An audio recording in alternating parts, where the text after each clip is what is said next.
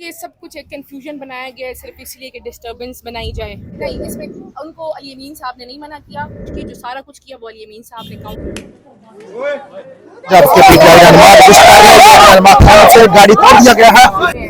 Refresh وکالت نامے بھی سبمٹ ہوئے ہیں، اس کے باوجود میری ملاقات نہیں کرائی گئی. ریزنز جو بھی ہیں سمجھ نہیں آ رہی، کیونکہ پچھلی ڈیٹ پہ بھی ٹرائل پہ بھی سب کی ملاقاتیں ہو گئی تھی، اس ٹرائل پہ بھی ہو گئی ہے، لیکن میرے خیال سے آخری ملاقات 10 فروری کو ہوئی تھی. اس کے بعد ابھی تک میری خان صاحب سے ملاقات نہیں ہو پا رہی ہے. تو آگے کیا دیکھ رہی ہیں؟ آج کیس عمران خان صاحب کا لگا ہوا تھا. دیکھیے جی، اس ٹائم تو نہ آئین ہے نہ قانون ہے. میں بڑا ایک کلیئر میسج دینا چاہتی ہوں، ہم پاکستانی ہیں، ہم اسی ملک میں رہ کے آئین اور قانون کے لیے لڑیں گے.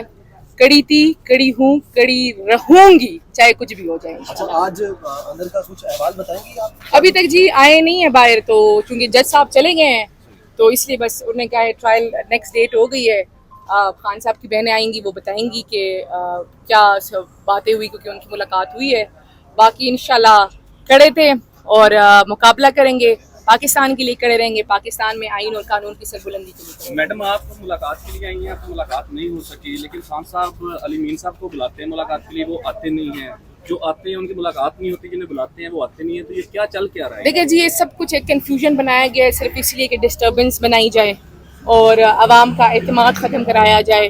جو بھی ہے ایسا نہیں ہے کہ کسی کے بس میں صبح ہی ہوں تقریباً 9:50 راؤنڈ اباؤٹ، اور میں ابھی تک یہاں موجود ہوں، اور ٹرائل ختم ہو گیا لیکن ہماری انٹری نہیں کرنے دی جا رہی. تو یہ تو جج صاحب کی بھی نہیں چل رہی، وکالت ناموں کی نہیں چل رہی، قانون کی نہیں چل رہی، آئین کی نہیں چل رہی، تو پھر اس اندھیر نگری میں تو کچھ نہیں ہو سکتا. اچھا میڈم، یہ بتا دیں کہ جن لوگوں کی ملاقات ہوتی ہے ان کے بارے میں یہ کہا جاتا ہے کہ وہ منظور نظر ہیں. دیکھیے جی، یہ غلط بات ہے، کیونکہ ایک بندہ اندر جائے دوسرا اندر نہ جائے تو وہ پہلا والا کہتا ہے وہ والا منظوری نظر ہے، اگلی ملاقات میں وہ منظوری نظر جو نہیں ہوتا وہ اندر چلا جاتا ہے، تو پھر وہ کہتے ہیں کہ نہیں آپ بھی تو منظوری نظر ہے. کوئی بھی چیز ان کنٹرول نہیں ہے. بہت سی ڈسٹربنس ہے، بہت سی ڈسٹربنس انٹرنل بھی ہے، یہ میں ایڈمٹ کرتی ہوں کہ انٹرنل ڈسٹربنس ہے جس کی وجہ سے بہت سے لوگ اندر نہیں جا پا رہے ہیں، اور بہت سی آگے سے بھی ڈسٹربنس ہے. میرے خیال سے انٹرنل ڈسٹربنس ختم کر کے اگلی ڈسٹربنس کو فیس کر کے کوئی راستہ نہیں. میڈم، آپ کیا سمجھتی ہیں کہ خان صاحب سے جو ملاقاتیں ہو رہی ہیں ان ملاقات کرنے والوں نے خان صاحب کو یہ آگاہ کیا ہے کہ خیبر پختونخوا میں جو تباہی آئی ہے وہ درخت کاٹنے کی وجہ سے آئی ہے، جنگل کاٹنے کی وجہ سے آئی ہے، ملین سونامی منصوبہ جو ہے اس کا کیا بنا؟ پہلی بات تو یہ جی، خیبر پختونخوا میں اگر سیلاب درخت کاٹنے سے آیا ہے تو بتائیں پنجاب میں کیوں آیا ہے؟ یہ قدرتی آفت ہے. اس ٹائم پاکستان تکلیف میں ہے، پاکستان کے لوگ تکلیف میں ہیں، چاہے وہ کے پی ہو، پنجاب ہو، سندھ ہو، بلوچستان ہو. اس ٹائم جو لوگ جن کی پوری زندگی کے اثاثے ڈوب گئے ہیں، جن کی جانیں چلی گئی ہیں، ہمیں ان کے ساتھ کھڑے ہونا چاہیے. سیلاب پہ کوئی بھی سیاست نہیں کرنی چاہیے. دوسرا، میرے لیڈر ان کی اہلیہ جیل میں ہیں، پچھلے 2 سالوں سے وہ ناحق قید کاٹ رہے ہیں، ان کی فیسلٹیز ان کو نہیں دی جا رہی. خان صاحب نے سلمان اکرم راجہ صاحب کو بارہا پیغام بھجوائے ہیں کہ وہ پٹیشن کرے سپریم کورٹ میں. میرے خیال سے 2-2.5 مہینے ہو گئے، ہم بھی انتظار میں ہیں کہ وہ پٹیشن ہو تاکہ خان صاحب اور بی بی صاحبہ کے لیے کوئی ریلیف ہو. یہ تو سلمان اکرم راجہ صاحب بھی بتا سکتے ہیں کہ ابھی تک تاخیر کیوں کہا ہوئی ہے. گیا تھا کہ ملاقات کے لیے سپریم کورٹ میں پٹیشن دائر ہے، وہ بھی نہیں ہوئی. دیکھیں جی، انہوں نے پٹیشن جمع کرائی ہے، پھر کہا گیا کہ ان میں سگنیچرز نہیں ہیں، انہوں نے وہ اعتراضات دور کرائے. اب دوبارہ سے اے جی آفس، ایڈوکیٹ جنرل آفس نے وہ پٹیشن کی ہوئی ہے. کہیں پہ لگ نہیں رہا، کہیں پہ سنوائی نہیں ہو رہی. آپ نے دیکھا ہے کہ کیا تماشا ہو رہا ہے اس ملک میں پی ٹی آئی کے لوگوں کے ساتھ. ڈسٹربنس کی بات کر رہی ہے تو آپ کا اشارہ کس طرف ہے؟ میرا اشارہ ان لوگوں کی طرف ہے جن کی ذمہ داری ہے کہ وہ جا کے پراپرلی میرٹ پہ جن سے خان صاحب ملنا چاہتے ہیں ان کے نام دے، ان کے ٹیوزڈے تھرسڈے کی لسٹوں میں نام دے. یہ جو انٹرنل پالیٹکس کرنے کی کوشش کی جا رہی وہ نہیں ہونی چاہیے، کیونکہ اس ٹائم ہمارا لیڈر جیل میں ہے، وہ ان کی اہلیہ جیل میں ہے، ان کے لیے مشکلات ہیں، ان کو فیسلٹیز نہیں دی جا رہی. بلوچ کو تھریٹ کیا جا رہا ہے تحریک انصاف کی طرف سے سوشل میڈیا پہ، کیا سخت سوال تھا پوچھنا تحریک انصاف؟ دیکھیے جی، آپ مجھے ہر طرح کے سوالات پوچھ رہے ہیں، میں آپ کو ہر طرح کے جوابات، میں آپ کی ہر طرف. دیکھیے، خان صاحب نے ہمیشہ جو ہے نا آزادی حق بولنے کا کہا ہے. ہم نے ہمیشہ کیا ہے. آپ لوگ مجھ سے ہر طرح کے سوالات پوچھتے ہیں، میں آپ کو ہر طرح کے جوابات دیتی ہوں. میں کسی اور کے اعمال کی ذمہ دار تو نہیں. کے حوالے سے مرکزی قیادت کی جانب سے مذمت आनी चाहिए। किसकी जी?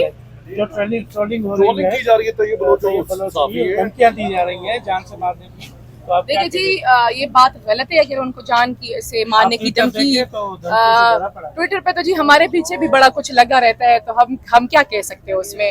अब हर एक को तो पता नहीं होता कि अगला क्या फेस कर रहा है क्या नहीं फेस कर रहा।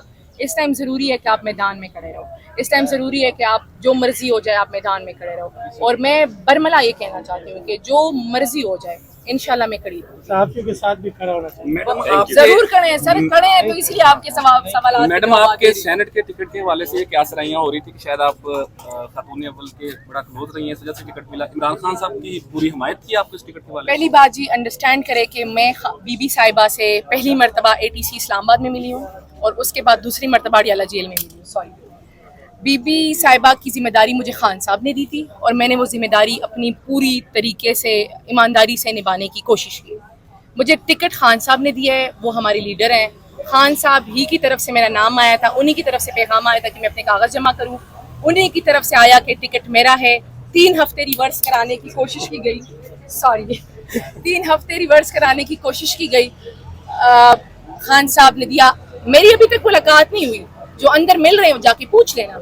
अगर वो पूछ रहे हैं खान साहब से, उनको खान साहब का जवाब भी पता है। अगर वो बाहर आके सहाफियों को नहीं बता रहे तो उनकी बदनीयती है। किसने रिवर्स करने की कोशिश? देखिए जी बहुत कोशिशें हुई, लेकिन साफ सी बात है मेरे लिए सेनेट से ज़्यादा मैंने बारहा ये बात किया कि मेरे लिए एजाज़ है कि मेरी मुलाकात नहीं हो रही, मुझे मिलने नहीं दिया जा रहा, मेरा कोई पैगाम अंदर नहीं दिया जा रहा। हर तरीके से कोशिश की गई कि मुझे साइड लाइन किया जाए, क्रश किया जाए, कंपेनें चलाई गई। अगर उसके बावजूद खान साहब ने मुझे ऑनरशिप दी है, खान साहब ने मुझे एजाज़ दिया है, तो मेरे लिए तो यही सबसे बड़ी बात है। और मैं साहब की बात आप कर रही हैं क्योंकि उनकी तरफ से भी आया था, शकील खान का बयान भी आया था, तारिक अरियानी का भी आया था। देखिए जी, शकील साहब और तारिक अरियानी साहब मेरे प्रपोजल और सेकेंडर बने, इसमें कोई भी नहीं, इसमें उनको अली अमीन साहब ने नहीं मना किया। जिसने मना किया होगा वो आप उनसे पूछ लें। लेकिन शकील साहब और अरियानी साहब मेरे प्रपोजल सेकेंडर ना बनते तो टू बी वेरी ऑनेस्ट मैं सेनेट में ना जा पाती क्योंकि मेरे कागजात जमा ना होते। हाँ, इलेक्शन के डे पे अली अमीन साहब ने मुझे वोट भी दिया, सपोर्ट भी दी। 8 से 4 बजे तक वो खड़े रहे, पूरा उन्होंने प्रोसेस फॉलो किया क्योंकि वो चीफ मिनिस्टर है, तमाम MPs उनके अंडर आते हैं।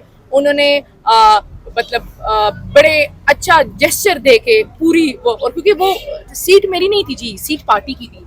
अगर हम ये सीट हारते तो मिशाल ना हारती, पार्टी हारती, सही है। तो जो डिवीजन करने की कोशिश की, जो सारा कुछ किया, वो अली अमीन साहब ने काउंटर किया। और मैंने अपनी फर्स्ट स्पीच में अपने जो प्रपोजल सेकेंडर अली अमीन साहब और अपने तमाम MPs का शुक्रिया अदा किया क्योंकि KP के तमाम MPs मेरे साथ खड़े थे और मतलब उन्होंने हर तरीके का प्रेशर फेस किया, हर तरीके का इंटरनल एक्सटर्नल प्रेशर फेस किया, लेकिन उसके बावजूद वो मेरे साथ खड़े थे। उन्होंने मुझे वोट दिया और उन्होंने मुझे सेनेट तक मैडम आखिरी सवाल, आपने कमेटियों से इस्तीफा दे दिया है सेनेट की? पहली बात तो ये है जी कि जिस टाइम खान साहब का हुक्म आएगा, मैं आपको पता भी होगा, 1 मरतबा नहीं, मैं खैबर पख्तूनख्वा की काबीना में 2 मरतबा रही हूँ। और अगर 2 मरतबा मैंने स्टैंड लिया, खान साहब का हुक्म था, मैं प्रिंसिपल पे खड़ी रही, तो सेनेट में भी 1 सेकंड नहीं लगेगा। बहुत थैंक यू।